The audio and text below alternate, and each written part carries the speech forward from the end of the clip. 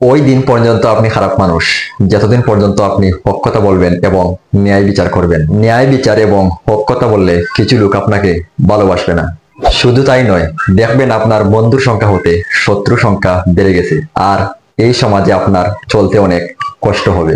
আমাদের গ্রাম্য ভাষায় মুরব্বীরা একটি কথা বলতেন, গরম ভাতে নাকি বিলাই বেজার। আর আমি বলতে চাই, হক কথায় মানুষ বেজার।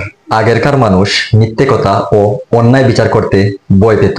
আর ভাই, এখনকার মানুষ ন্যায় কথা এবং হক কথা বলতে ভয় পায়।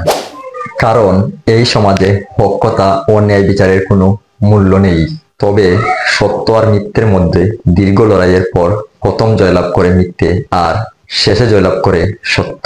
তবে এই সমাজে খাঁটি সত্য দুর্বল হলেও সাধারণ নয়। যে যাই বলুক, সত্যকে প্রতিষ্ঠা করুন। সত্য ও ন্যায় বিচার করে খারাপ লোক থাকাটাই ভালো। এই কথাটা শুনে আপনাদের অনেকেরই খারাপ লাগতে পারে, কারণ এটাই বাস্তবতা। ভিডিওটি ভালো লাগলে এই ভিডিওতে একটি লাইক, একটি কমেন্ট, একটি শেয়ার করে যাবেন। চ্যানেলে দেখলে সাবস্ক্রাইব করবেন, পেজে দেখলে ফলো করবেন। দেখা হবে পরবর্তী ভিডিওতে। আল্লাহ হাফেজ।